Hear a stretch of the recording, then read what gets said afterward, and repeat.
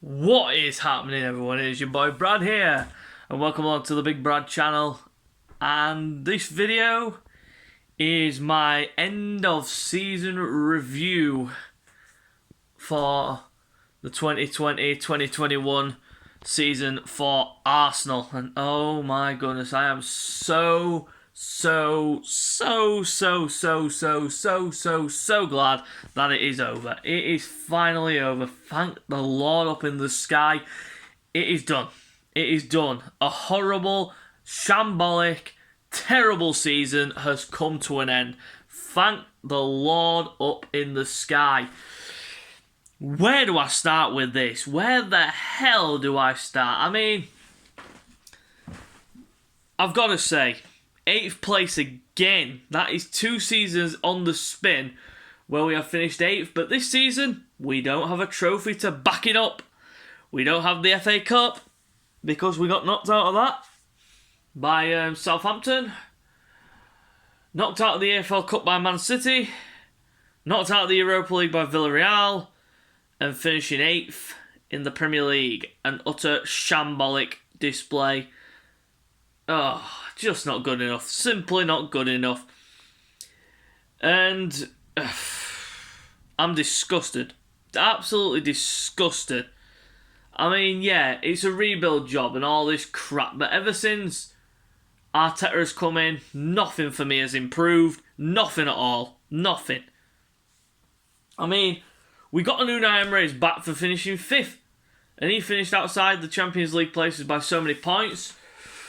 But this season we finished 6 points behind the Champions League place, so the gap between the teams is still short, but that's all due to the way that some of the teams above us have actually played. I mean, Liverpool have not been cutting trees, and yet they still finished in the top 4, and that was a shambolic defence of a title. Probably one of the worst defences of a title that I've seen, but they were lucky to get Champions League football for me, but yep. Arsenal. I mean, where do I start? I mean, the first few months, yeah, we were looking good. We were looking really solid, looking really good. Then we dipped. We went into a horrible tailspin spiral that I can only describe as relegation form. Everyone was saying it was relegation form. We were 15th in the league in December. We were 15th. We were closer to the bottom than we were the top. And I mean, we managed to turn it around and get 8th. But listen, you're papering over the cracks. No one can see what's happening. I mean, oh, God's sake, I can't even fucking pronounce. Josh Kroenke said, "Be excited." Josh Kroenke said out of his own mouth, "Be excited." Be excited, he said. Does this look like a face that looks excited to you? No, it is not. I mean, 8th place again. We got knocked out of the Europa League, showing no fight, no passion, no desire, no hunger. Just bottled it. We bottled the Europa League. That was our only shot of getting into a Champions League place. And we know that the coveted 7th spot is now the Europa Conference League, but I did not want that. I mean, let's be honest. We want what is best for the club, and that is to get back into the top 4.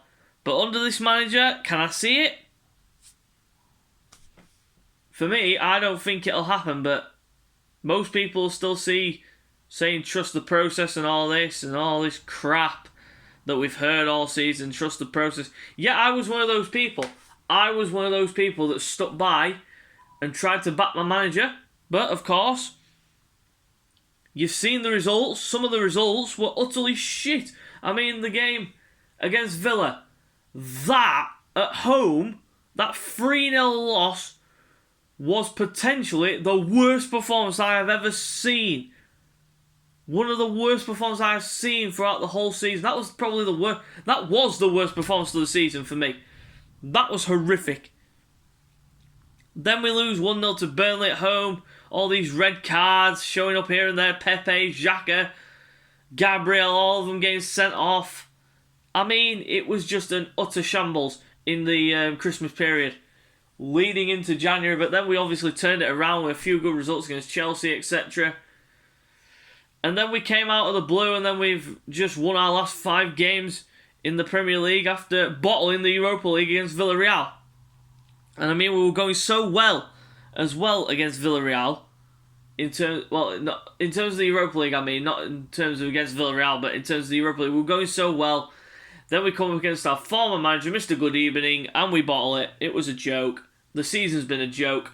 And the rumour mill's already started. I mean, transfers flying around here and there. I've heard loads of rumours of players being linked with Arsenal. We've been linked with centre-backs. Centre-backs. We've been linked with centre-backs again.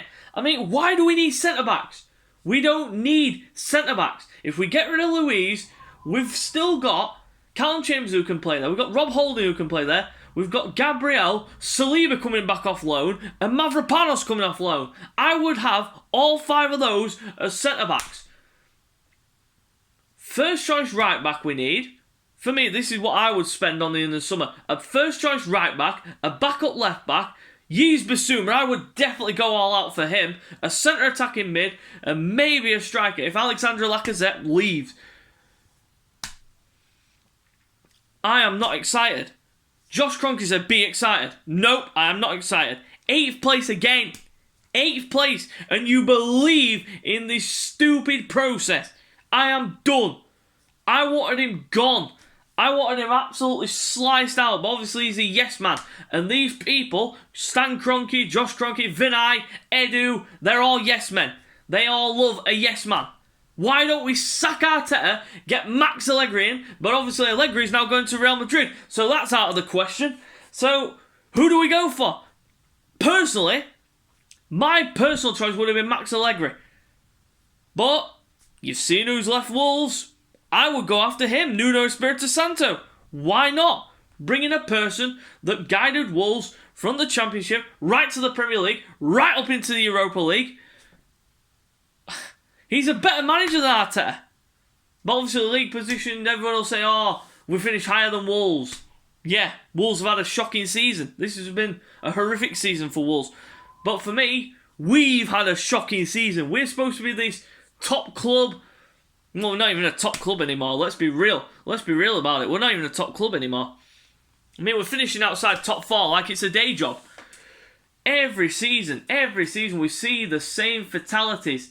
Defensive errors, lapses in concentration. I mean, we've been playing out from the back ever since Mikel Arteta took charge. He's trying to take after Pep Guardiola. And I mean, some games it worked, some games it didn't. We saw the mistakes, like the one against Benfica when Sabas headed back and the player ran onto it, took it round Leno and then scored. Leno's committed quite a few mistakes this season. And I mean, the one against Everton, that was an utter ridiculous joke. I mean, oh dear. He literally let that ball run through his legs. I'm like, what the fuck are you doing? And I mean, most people are still there clinging on to the fact that we shouldn't have got rid of Martinez. And I mean, he has had probably his best season ever at Aston Villa. And I mean, Aston Villa, they have got the likes of Ollie Watkins, Jack Grealish. And I mean, they were good for a European spot at one point, but then obviously it tailed off and they started to get a few defeats under their belt, which slid them further down the table. But Villa, they've got an accomplished keeper there. We should really...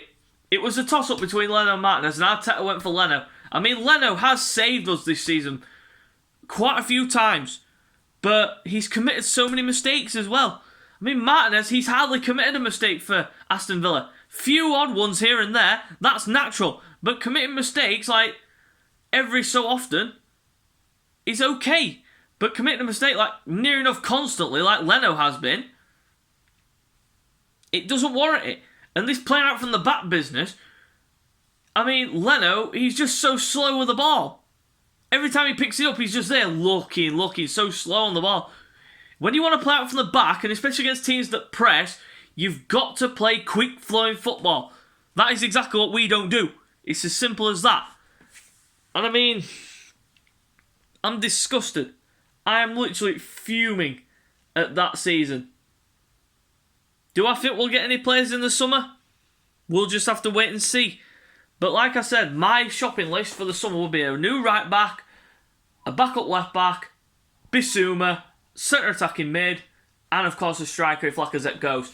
But other than that, I think we're good in centre back. We're good in centre back. I don't know why people have been saying to me, just because we definitely do need a right-sided centre back.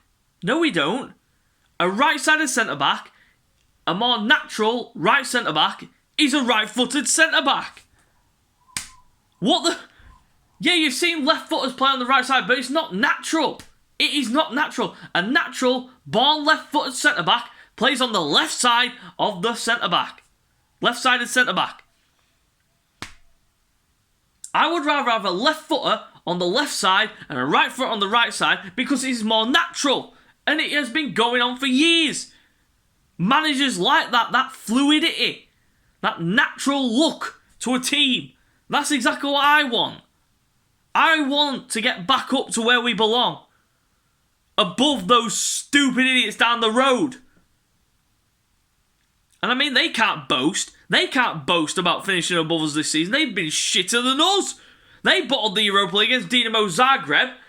And they bottled the Carabao Cup final against Man City. And of course now they're finishing a cup, Europa Conference League. And I've seen the trophy. It's a basic glorified lookalike to the Europa League. What is the... What? Oh, Jesus Christ. But like I said, this season... Oh dear, oh dear. It hasn't been good. It just hasn't been. And like I said, I just hope, because we know that Stan's not going to sell. We've heard that Daniel Ek's coming with a 1.8 billion bid, which was declined and sent away.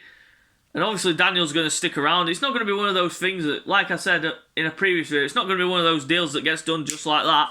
It's going to take time. It's going to take years of pressure.